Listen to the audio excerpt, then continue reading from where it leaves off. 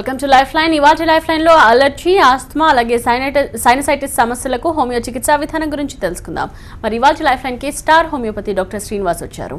So doctor తో మీరు మాట్లాడి మీకు ఏమైనా సమస్యలు ఉంటే వాటి పరిష్కారాలు తెలుసుకోవచ్చు. మాకు డయల్ చేయాల్సిన నంబర్స్ 04066660337 లేదా 338 నంబర్స్ కి కాల్ చేయండి.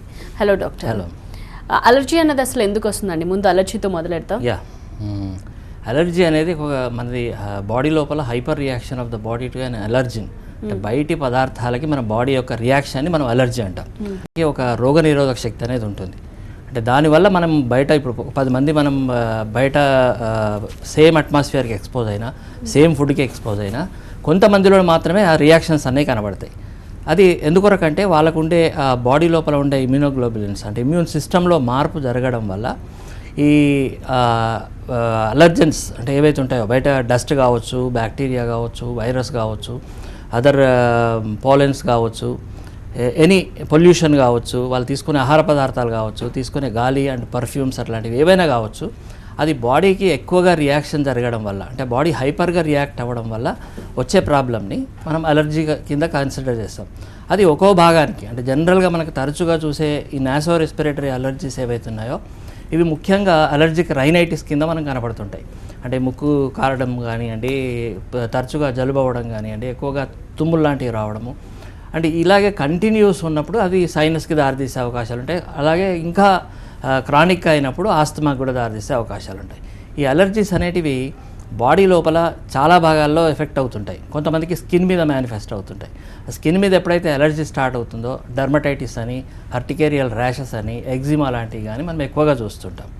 సో ఇదే కనుక ఐస్కి ఎఫెక్ట్ అయితే కంజంక్టివైటిస్ లాంటిది రావడం కానీ.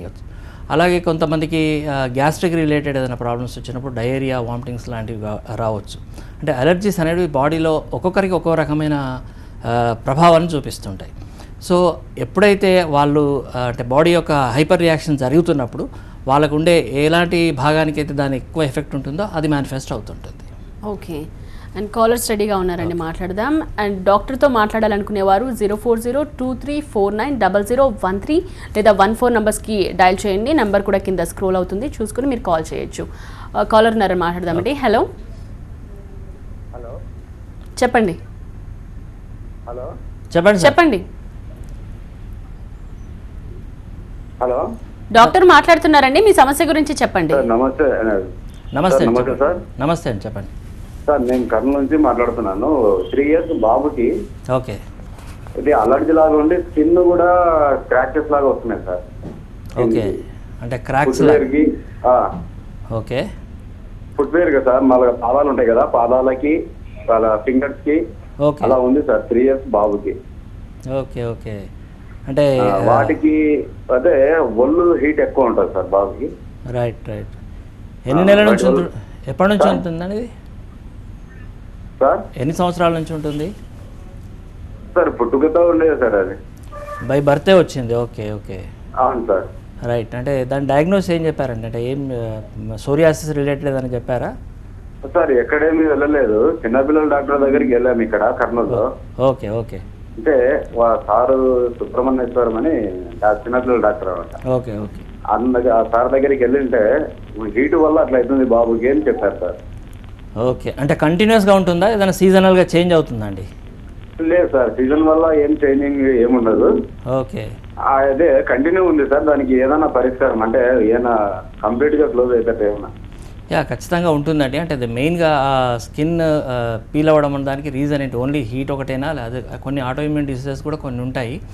దాంతోపాటు ఈ సోరియాటిక్ రిలేటెడ్ ఏదైనా స్టార్ట్ అయిందని ఒకసారి ఫిజికల్లీ ఎగ్జామిన్ చేసి దాన్ని బట్టి మెడికేషన్ ఇస్తే ఖచ్చితంగా కంప్లీట్ క్యూర్ అవుతుందండి. ఈ బై బర్త్ వచ్చే ఇట్లాంటి అలర్జీస్ కేసెస్ అంటే ఏ విధంగా ఉంటాయండి జనరల్గా? బై బర్త్ కొంతమందిలో ఈవెన్ చిన్నపిల్లల్లో కూడా ఆస్తమా అనేది చూస్తుంటామండి. అంటే జనరల్ ఎర్లీగా అంటే పుట్టగానే వాళ్ళకి యాస్పెక్షన్ లాంటిది, అంటే ఉమ్మినీరు మింగడం లాంటివి జరగడం కావచ్చు, లేదంటే ఏదైనా వైరల్ ఇన్ఫెక్షన్స్ లాంటివి కానీ, బ్యాక్టీరియల్ ఇన్ఫెక్షన్స్ ఏమైనా జరిగినప్పుడు లంగ్స్లో ఊపిరితిత్తుల్లో ఈ ఆస్తమా లాంటిది కూడా డెవలప్ అయ్యే అవకాశం ఉంటుంది. దాంట్లో చిన్నపిల్లల్లో ఉబ్బసం వ్యాధి అని అంటాం, పిల్లల్లో కూడా చాలా మందిలో ఇది కనబడుతుంటుంది. సో బై బర్త్ వచ్చే డిసీజెస్ అనేవి చాలా ఉన్నాయి. బై కంజెనిటల్గా చాలా ఆటోఇమ్యూన్ డిసీజెస్ కూడా క్యారీ అవుతుంటాయి. అవి కాకుండా ఎక్కువగా దీంట్లో వచ్చేవి హెరిడిటికల్గా వచ్చేవంటే ఆస్తమా అని చెప్పుకోవచ్చు. ఈవెన్ సైనస్ ప్రాబ్లమ్స్ కూడా వంశపారంపర్యంగా పేరెంట్స్ నుంచి వచ్చే అవకాశాలు ఖచ్చితంగా ఉంటాయండి. ఓకే, సీజన్ పరంగా అంటే ఈ అలర్జీ ఉన్నవాళ్ళు లేదా ఆస్తమా ఉన్నవాళ్ళు, సైనసైటిస్ ఉన్నవాళ్ళు ఎలాంటి ప్రాబ్లమ్స్ ఫేస్ చేస్తుంటారండి జనరల్గా? ఇప్పుడు వింటర్ కాబట్టి వాళ్ళ ఇబ్బందులు ఏంటంటారు? ఈ జనరల్గా వింటర్లో ఎక్కువగా చూసుకునే ప్రాబ్లమ్సే ఇవి అండి. సైనసైటిస్ కావచ్చు, ఆస్తమా కావచ్చు. బికాస్ ఆఫ్ ఈ కూల్ వెదర్ కావచ్చు, డస్ట్ ఎక్కువగా అక్యుములేట్ అవ్వడం వల్ల కావచ్చు. ఈ సైనస్ అనేది చాలామందిలో సంవత్సరాల తరబడి కంటిన్యూస్గా ఉంటుంటుంది. సో ఈ సైనసైటిస్ అనేది జనరల్గా మనకు దీని ఇన్ డీటెయిల్గా చూడాలంటే మనకి ఈ ముఖ భాగం లోపల చాలా రకాల స్పేసెస్ ఉంటాయి. అంటే ఒక ఖాళీ గదులు అంటాం సైనస్ అంటే. ఈ స్పేసెస్ ఏంటంటే ఇంటర్నల్గా ఒక మ్యూకస్ని క్రియేట్ చేసి మనం ఈ శ్వాస తీసుకుంటున్నప్పుడు వాటిని టెంపరేచర్ రెగ్యులేషన్స్కి హెల్ప్ చేస్తాయి. సో ఎప్పుడైతే అది ఇన్ఫెక్షన్స్ లాగా అవ్వడం కానీ, ఎక్కువ వైరల్ ఇన్ఫెక్షన్ కానీ, బ్యాక్టీరియల్ ఇన్ఫెక్షన్ కానీ, ఫంగల్ ఇన్ఫెక్షన్స్ లాంటివి ఏమైనా అయినప్పుడు ఇంటర్నల్గా మ్యూకస్ అక్యుములేషన్ అనేది బయటకు రాకుండా అక్కడే ఉండిపోతుంది. ఆ మ్యూకస్ అక్యుములేషన్ ఎప్పుడైతే జరుగుతుందో అది ఇన్ఫెక్షన్ లాగా అయ్యి పెయిన్ రావడము, ముక్కంతా దిబ్బడేయడము, తలంతా భారంగా ఉండడము, చిరాకు అనిపించడము, తుమ్ములు లాంటివి రావడము, ముక్కు ఎటు సైడ్ పడుకుంటే అటు సైడ్ కంప్లీట్గా క్లోజ్ అయిపోవడము, ఇవన్నీ ఎక్కువగా చూస్తుంటాం. సో ఇది సైనస్ లాంటిది. అదే ఇంకా క్రానిక్గా వెళ్ళినప్పుడు ఈ సైనస్ ఇన్ఫెక్షన్ అనేది ఒక్కొక్కసారి లంగ్స్కి వెళ్ళిన తర్వాత లంగ్స్ లోపల ఈ బ్రాంక్యూల్స్ అని ఉంటాయి. అంటే మనం ఏదైతే శ్వాస తీసుకుంటామో ఆ ఇన్హేలేషన్ అండ్ ఎగ్జలేషన్స్కి ఉపయోగపడే బ్రాంక్యూల్స్ అనేటివి కన్స్ట్రిక్ట్ అవుతాయి, అంటే ముడుచుకుపోతాయి. దానివల్ల ప్రాపర్గా ఎయిర్ అనేది ప్రాపర్గా తీసుకోలేరు, బయటకు వదలలేరు. దాని ద్వారా చెస్ట్ అంతా పట్టేసినట్టు ఉండడం, ఒక్కోసారి ఈ పిల్లి కూతలు లాంటివి రావడము, అండ్ ఆయాసంలాగా ఉండడం, ఉబ్బసంగా ఉండడం, దాంతోపాటు ఒక ఊపిరి ఆగిపోతుందేమో అనే భయం, ఇవన్నీ డెవలప్ అవుతాయి. అది దాన్ని మనం బ్రాంకియల్ ఆస్తమా కింద చూస్తాం. సో అలర్జీ అనేది మనం ఇనిషియల్గానే గుర్తించి దానికి ఏ అలర్జీస్ వల్ల అంటే దానివల్ల మనకు బాడీ ఎక్కువగా హైపర్ రియాక్ట్ అవుతుందో చూసుకొని వాటిని అవాయిడ్ చేస్తూ మెడికేషన్స్ వాడి కొంత ఇమ్యూన్ సిస్టాన్ని బలపరుచుకుంటే కనుక ఫర్దర్ ఎక్కువగా ఈ సైనస్ ప్రాబ్లమ్స్ కానీ, ఆస్తమాకి కానీ రాకుండా ఉండే అవకాశాలు ఉంటాయి. ఎస్, కాలర్ వెయిట్ చేస్తున్నారండి గుంటూరు నుండి. భాషా గారు. నమస్తే డాక్టర్ గారు. నమస్తే అండి, చెప్పండి. సార్ ఏం లేదు, నాకు 2007 నుంచి ఓకే వింటర్ సీజన్ లో ఆస్తమా అనేలాగా అంటే గాలి పీల్చుకోవడం ఇబ్బందిగా ఉంటూ ఉండేది. ఓకేనండి. మా కాంబినేషన్ బాడీ కాటన్ చెప్పేసి అనేవి వాడాను నేను. ఇన్హేలర్స్ వాడుతున్నాను. తర్వాత సార్ ఇన్హేలర్స్ వాడుతున్నారు. Okay okay. అయితే ఈ మధ్య కొంచెం ఎండలో వెళ్తుంటే మచ్చలు వస్తున్నాయి సార్. ఓకే. శరీరం మీద, ఫేస్ మీద, కళ్ళ దగ్గర మొత్తం కూడాను. దానికి హోమియోలో ఏమైనా ట్రీట్మెంట్ ఉందా? అంటే మీకు ఈ మచ్చలనే కాకపోయినా జనరల్గా ఈ ఆస్తమా కూడా కంప్లీట్ క్యూర్ అవ్వడానికి హోమియోలో బెస్ట్ మెడిసిన్స్ ఉన్నాయండి. అంటే మీకు ఆస్తమా రావడానికి ఏమైనా హెరిడిటికల్ అంటే వంశపారంపర్యమైన కారణాలు ఏమైనా ఉన్నాయా, లేదంటే మీ ప్రొఫెషనల్గా ఎక్కువగా డస్ట్కి ఎక్స్పోజ్ అవ్వడం కానీ, ఎక్కువగా ట్రావెల్ చేయడం లాంటివి ఏమైనా ఉన్నాయా, ఎక్కువ స్ట్రెస్ ఫ్యాక్టర్స్ ఏమైనా ఉన్నాయా, అసలు ఈ ఆస్తమా అనేది ఏ టైంలో ఎక్కువగా వస్తుంది, ఎలాంటి సిమ్టమ్స్తో మేనిఫెస్ట్ అవుతుంది, వీటన్నిటిని కూడా పరిగణలోకి తీసుకొని అంటే ఈ ఆస్తమా క్యూర్కి మెడిసిన్స్ ఇస్తుంటే కూడా మీకు దానివల్ల వచ్చిన కాంప్లికేషన్స్లో ఈ స్కిన్ ప్రాబ్లమ్స్ ఏమైనా ఉన్నా కూడా కంప్లీట్ క్యూర్ అయ్యే అవకాశాలు ఉంటాయండి. డాక్టర్, మీరు అన్నారు అలర్జీ ఆస్తమాకు దారి తీసే అవకాశాలు ఉంటాయి అని. అంటే అలర్జీ అంటే అక్కడికి ఆపేయాలని అంటే ఎటువంటి ట్రీట్మెంట్ అవసరం అంటారు? ముందుగా జాగ్రత్త పడాలా లేకపోతే ఏంటి అని? మెయిన్గా అలర్జీ కండిషన్స్లో ఉన్నప్పుడు దాన్ని ఇనిషియల్ స్టేజ్గానే గుర్తిస్తాం. అంటే ఫస్ట్ స్కిన్ ర్యాషెస్ లాంటివి రావడం కానీ, లేదంటే సింపుల్ జలుబు లాంటిది మాటికి తరచుగా జలుబు చేయడము, ముక్కు దిబ్బడేయడం లాంటివి ఉన్నప్పుడే మనం ఎలాంటి పరిస్థితుల్లో అంటే ఫర్ ఎగ్జాంపుల్ కోల్డ్ ఎక్స్పోజ్ అయినప్పుడే అలాంటి ప్రాబ్లం వస్తుంది అనుకోండి, కొంత జాగ్రత్త పడ్డాం. కోల్డ్కి ఎక్స్పోజ్ అవ్వకుండా జాగ్రత్త పడ్డాం. ఏదైనా తిను పదార్థాల వల్ల అంటే ఏదైనా తీసుకున్నప్పుడు కానీ, ఏదైనా బయట డస్ట్ వల్ల కానివ్వండి, ఎక్కువగా ఇది ఫ్లేర్ అప్ అవుతున్నప్పుడు అలాంటి కండిషన్స్ని అవాయిడ్ చేయాల్సిన అవసరం ఉంటుంది. సో ఆ టైంలోనే అంటే ఇది ఎందువల్ల వస్తుంది అంటే ఆ అలర్జిక్ రియాక్షన్ కూడా బాడీ యొక్క ఇమ్యూన్ సిస్టమ్ తగ్గడం వల్ల. ఒకవేళ బాడీలో మనం తట్టుకునే శక్తి, రోగనిరోధక శక్తి ప్రాపర్గా ఉంటే కనుక ఈవెన్ మనం డస్ట్కి ఎక్స్పోజ్ అయినా, చల్లదనానికి ఎక్స్పోజ్ అయినా, ఎక్కువగా పాలెన్స్కి ఎక్స్పోజ్ అయినా ఈ ఆస్తమా కానీ సైనస్ కానీ వచ్చే అవకాశాలు ఉండవు. So first body immune levels improve అవ్వాలంటే టైమ్లీ ఫుడ్ తీసుకోవడము, టైం స్లీప్ ఉండడము, అండ్ దాంతోపాటు సింపుల్ ఫిజికల్ ఎక్సర్సైజ్ చేస్తూ హోమియోపతిక్ మెడికేషన్స్ ద్వారా కూడా ఇమ్యూన్ సిస్టాన్ని ఇంప్రూవ్ చేసుకునేలాగా హెల్ప్ చేస్తుందండి. ఓకే, నెక్స్ట్ కాలర్ వెయిట్ చేస్తున్నారండి. వైజాగ్ నుండి కాల్ చేశారు జగదీష్ గారు. చెప్పండి జగదీష్ గారు. హలో జగదీష్ గారు, మీ సమస్య గురించి మాట్లాడండి డాక్టర్తో. హలో. ఓకే. సో డాక్టర్, జనరల్గా ఈ హోమియో ట్రీట్మెంట్ తీసుకుంటున్నప్పుడు ఈ సమస్యలకి వాళ్ళు తీసుకోవాల్సిన కేర్ ఏంటండి? అంటే ఏమైనా ఫుడ్ అవాయిడ్ వాళ్ళకి ఫుడ్ అవాయిడ్ చేయాల్సిన అవసరం ఉంటుందా? ఖచ్చితంగానండి. అంటే ఈ హోమియో ట్రీట్మెంట్ అనేది బేసిక్గా సిమ్టమాటిక్, అంటే వాళ్ళకు ఉండే సమస్య యొక్క రోగ లక్షణాలను బట్టి, వాళ్ళకు ఉండే కారణాలని బట్టి, అంటే వాళ్ళకి ఎందువరకు ఆ ప్రాబ్లం అనేది ఎరైజ్ అయిందని చూసుకొని దాన్ని బట్టి మెడిసిన్స్ ఇవ్వడం జరుగుతుంది. అలాగే ఎలాంటి డిసీజెస్కైనా ఆ రోగాన్ని ఎక్కువ చేయకుండా ఉండడానికి తీసుకోవాల్సిన జాగ్రత్తలు ఖచ్చితంగా ఉంటాయి. ఫర్ ఎగ్జాంపుల్, ఇప్పుడు ఎలర్జిక్ ఆస్థమాటిక్ కండిషన్స్ ఉన్నాయనుకోండి, ఎక్కువగా చలికి ఎక్స్పోజ్ అవ్వకుండా ఉండడం, ఎక్కువ డస్ట్కి ఎక్స్పోజ్ అవ్వకుండా ఉండడము, ఎక్కువగా స్ట్రెయిన్ తీసుకోకుండా, నైట్స్ ఎక్కువగా మెలుకుండకుండా ఉండడము, టైమ్లీ ఫుడ్ తీసుకోవడము, ఇవన్నీ ఖచ్చితంగా పాటించాల్సిన అవసరం ఉంటుంది. సో ఈ రెగ్యులర్ ఇన్స్ట్రక్షన్స్ ఏవైతే ఉన్నాయో, అంటే రెగ్యులర్గా డిసీజ్ని ఎక్కువ అవ్వకుండా చేసుకునే పద్ధతులు అనేది కరెక్ట్గా పాటిస్తూ హోమియోపతి మెడిసిన్స్ తీసుకోవడం వల్ల కంప్లీట్గా పర్మనెంట్గా మనం ఎరాడికేట్ చేసే అవకాశాలు ఉంటాయండి. ఓకే, నెక్స్ట్ కాలర్తో మాట్లాడదాం. దుర్గాప్రసాద్ గారు. దుర్గాప్రసాద్ గారు చెప్పండి. నమస్తే సార్. నమస్తే అండి, చెప్పండి. ఓకే.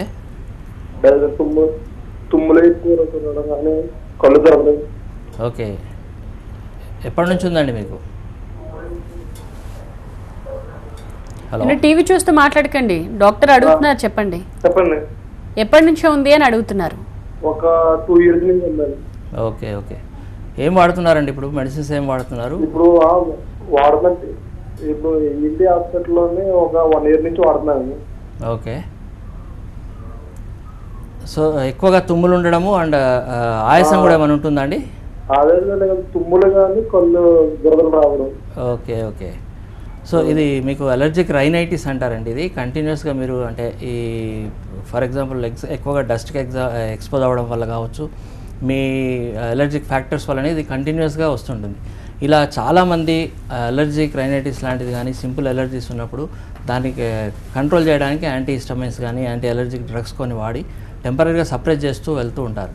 సో ఇలా కంటిన్యూస్ సప్రెషన్ కూడా మంచిది కాదు. అంటే రెగ్యులర్గా దాన్ని పర్మనెంట్గా ఎలర్జీస్ అనేవి లేకుండా చూసుకోవాల్సిన అవసరం ఖచ్చితంగా ఉంటుంది.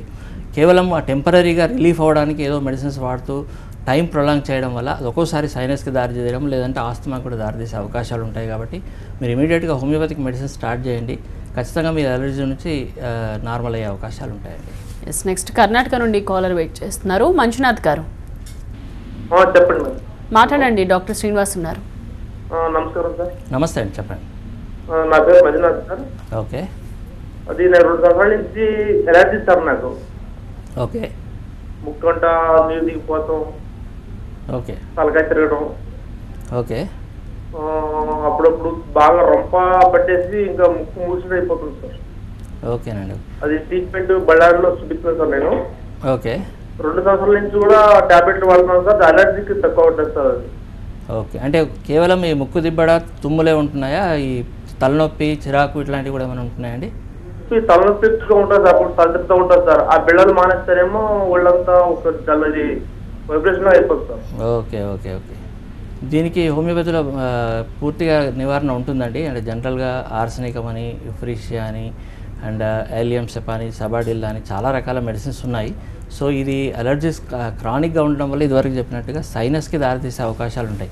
మీరు సైనసైటిస్ కూడా కొంతవరకు ఉన్నట్టుంది. అంటే జనరల్గా ముక్కు దిబ్బడేయడం కానీ, తలనొప్పి లాంటిది రావడము, చిరాకు ఉండడం, ఇవన్నీ కూడా సైనస్లో చాలా తరచుగా వచ్చే లక్షణాలు. సో మీకు ఈ సైనసైటిస్ కూడా కంప్లీట్గా నార్మల్ అయ్యేలాగా అండ్ అలర్జీ అనేది పూర్తిగా నివారించేలాగా మీరు హోమియోపతి మెడిసిన్ స్టార్ట్ చేయొచ్చండి. కొన్ని ఆహార పదార్థాలు కూడా, అంటే మీకు ఏదన్నా ఫుడ్ తీసుకోవడం వల్ల కూడా అలర్జీ ఎక్కువ అవుతుందా, లేదంటే ఏదన్నా అట్మాస్ఫియరిక్ కండిషన్స్ వల్ల మీకు పెరుగుతుందా అనేది కూడా అబ్జర్వ్ చేసి వాటిని అవాయిడ్ చేస్తూ మీరు హోమియో మెడిసిన్ తీసుకోవడం వల్ల కంప్లీట్ క్యూర్ అయ్యే అవకాశాలు ఉంటాయండి. ఎస్, నెక్స్ట్ కాలర్ వెయిట్ చేస్తున్నారు. సులోచన గారు. హలో, చెప్పండి. చెప్పండి. నమస్కారం అండి. నమస్తే అమ్మా, చెప్పండి. జగదల్పూర్ నుంచి మాట్లాడుతున్నా. నాకు ఎప్పుడు తుమ్ములు, ముక్కులో నీళ్లు వస్తాయండి. ఎప్పుడు ప్రతి సీజన్ లోనూ ఉంటది. ఓకే. దేనివల్ల ఎన్ని మందులు, ఆయుర్వేదం, హోమియోపతి, ఇంగ్లీష్ మెడిసిన్ అన్ని వాడాను. దేనివల్ల మాకు రిలీఫ్ లేదు. ఓకే, అంటే ఎంత ఫ్రీక్వెంట్గా వస్తుందమ్మా? రెగ్యులర్గా డైలీ ఉంటుందా మీకు ఈ జలుబు? ఎప్పుడు ఉంటదండి. వాటర్ వస్తుంది, తుమ్ములు విపరీతమైన తుమ్ములు వచ్చేస్తాయి. ఓకే, ఏం వాడుతున్నారమ్మ మరి? ఇంగ్లీష్ మెడిసిన్ వాడుతున్నానండి. ఇప్పుడు ఆయుర్వేదం అవి వాడి మానేసాను. ఓకే ఓకే, హోమియోపతి 10 నెలలు వాడింది. కంటిన్యూ అంటే తర్వాత అప్పుడు కూడా ఏమీ నాకు ఇంప్రూవ్ అయ్యింది. రైట్. మీకు క్రానిక్ ఎలర్జీ అండ్ క్రానిక్ ఇనాసో రెస్పిరేటరీ ఎలర్జీస్ అంటారు వీటికి అంటే కరెక్ట్గా మెడిసిన్ సూట్ అయ్యేలాగా వాళ్ళకి ఏదైతే ఎలర్జీ కాజ్ అవుతున్నాయో వాటిని రిమూవ్ చేయాల్సిన అవసరం ఉంటుంది. హోమియోపతిలో కానీ ఇన్ జనరల్ ఏ మెడిసిన్స్ వాడుతున్నప్పుడు కూడా కొన్ని ఎగ్జైటింగ్ ఫ్యాక్టర్స్ అనేవి ఉంటాయి.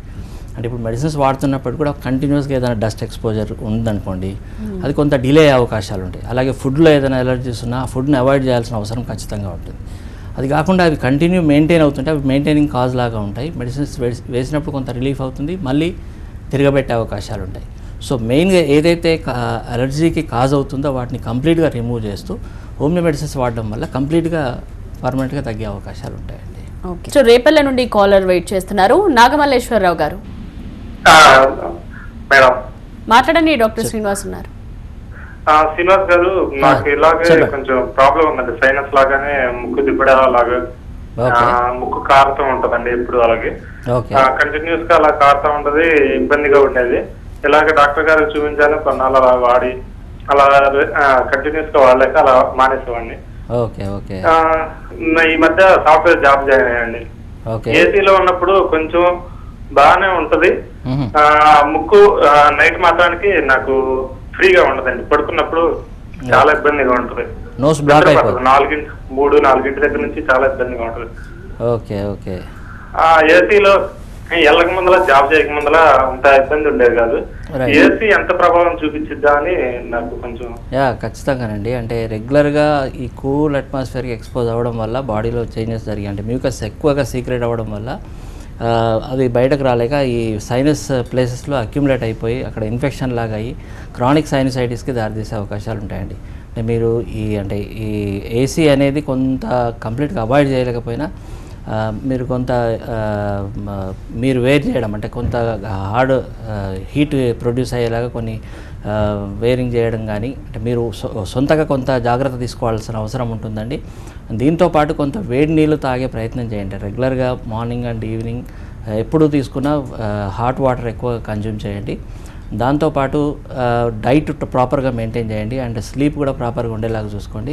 దీనివల్ల అంటే దీంతోపాటు మీరు హోమియో మెడిసిన్ స్టార్ట్ చేయండి. బాడీ ఇమ్యూన్ సిస్టమ్ కనుక స్ట్రాంగ్ అయితే మీరు ఏసీలో కంటిన్యూ ఉన్నప్పటికీ కూడా ఏం కాకుండా మీరు తట్టుకునే శక్తి అనేది పెరుగుతుందండి. నెక్స్ట్ కాల్ ఉన్నారండి హైదరాబాద్ నుండి ఫణిరాజ్ గారు. రాజ్ గారు చెప్పండి. మేడం గుడ్ ఆఫ్టర్నూన్ అండి. గుడ్ ఆఫ్టర్నూన్, చెప్పండి సార్. నాకు 8 months నుంచి సైనటిస్ కింద వస్తుందండి. ఓకే. ముక్కంతా వాటర్ కారిపోవడం, తుమ్ములు, పడుకున్నప్పుడు లైట్ గా చిన్న పిల్లి కూతురు లాంటివి. ఓకే. ఇంకా చాలా ఇబ్బందిగా ఉంటుంది సార్. మొన్ననే రీసెంట్ గా ముక్కు వాచిపోతే ఇక్కడ మారేడుపల్లిలో నేను ఒక హాస్పిటల్కి వెళ్ళానండి, ఈఎన్టీ స్పెషలిస్ట్ దగ్గరికి. ఓకే. సో అది ఆయన సిటీ స్కాన్ తీయించుకున్నారండి. ఓకే అండి. తీయించుకుని వచ్చి చూపిస్తే కొద్ది లేట్ చేసావమ్మా నువ్వు, కొద్ది మందులు మెడిసిన్స్ ఇస్తాను రాయి, లేదంటే ఎండోస్కోపీ చేయాలి అది ఇది అని చెప్పారనమాట అండి.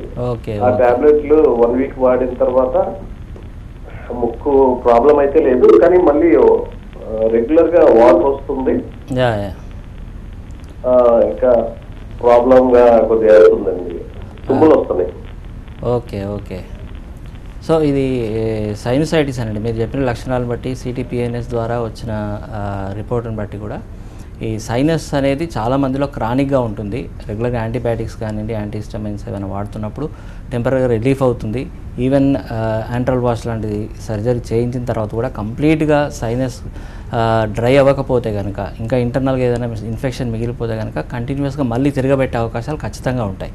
సో దీన్ని పూర్తిగా నివారించడానికి మీకు హోమియోపతి మెడిసిన్స్ అనేటివి ఉన్నాయండి. జనరల్గా ఆర్సనిక్ మాల్పం అని, అండ్ యాంటీటాట్ అని కొన్ని డ్రగ్స్ అనేటివి మీకు స్పెసిఫిక్గా ఏది సూట్ అవుతుందో చూసి దాన్ని బట్టి మెడిసిన్స్ ఇస్తే కనుక కాన్స్టిట్యూషనల్గా కంప్లీట్గా క్యూర్ అయ్యే అవకాశాలు ఖచ్చితంగా ఉంటాయండి. సో మీరు ఆ రిపోర్ట్స్తో ఒకసారి కన్సల్ట్ అవ్వండి.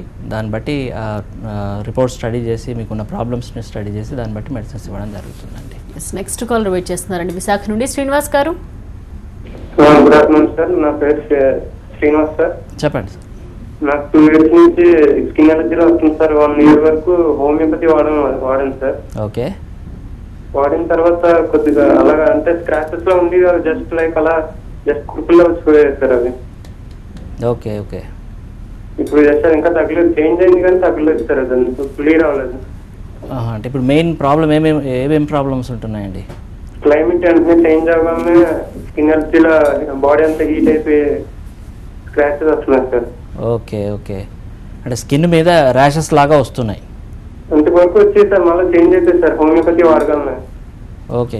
ఇప్పుడు ప్రజెంట్ ఏమున్నదండి, మీకు ఇబ్బంది ఏముంది? స్పాట్స్ లో వస్తున్నాయి సార్, స్పాట్స్ లో వస్తున్నాయి. ఓకే. అంటే దద్దురు లాగా వస్తున్నాయా లేకపోతే స్కిన్ చేంజ్ అయిందండి, కలర్ చేంజ్ అయిందా? కలర్ చేంజ్ అవ్వలేదు సార్, స్క్రాచెస్ అవ్వట్లేదు సార్, అంటే స్పాట్స్ లో చిన్న చిన్న అలా వస్తున్నాయి సార్ కుర్పులు. Okay okay. సో జనరల్గా అలర్జీకి వల్ల ఎక్కువగా తరచుగా చూసేవైతే అర్టికేరియల్ ర్యాష్ లాగా వస్తుందండి, దద్దురులాగా రావడం కానీ, లేదంటే కొంతమందిలో ఈ స్కిన్ పీల్ అవ్వడము, ఈ సోరియాటిక్ ప్యాచెస్ లాంటివి కూడా డెవలప్ అయ్యే అవకాశాలు ఉంటాయి. ఒకసారి ఫిజికల్గా ఎగ్జామిన్ చేసి దాన్ని బట్టి మెడిసిన్స్ ఇస్తే ఖచ్చితంగా నార్మల్ అవుతుందండి. డాక్టర్, ఈ ఆస్తమా లక్షణాలు ఏ విధంగా ఉంటాయండి, ఎలా ఇన్వెస్టిగేట్ చేస్తారు దీన్ని? ఇక మెయిన్గా ఆస్తమా అనేది చాలా మందిలో ఫస్ట్ ఈ ఆయాసంతో మొదలవుతుంది. ఎక్కువగా తరచుగా జలుబు ఉండి జలుబుతో పాటు ఊపిరి తీసుకోవాలంటే ఇబ్బంది జరగడం, అంటే శ్వాస ఆగిపోతున్న ఫీలింగ్ కానివ్వండి, పిల్లి కూతలు లాంటివి ఎక్కువగా ఉంటాయి, అంటే సౌండ్స్ వస్తుంటాయి.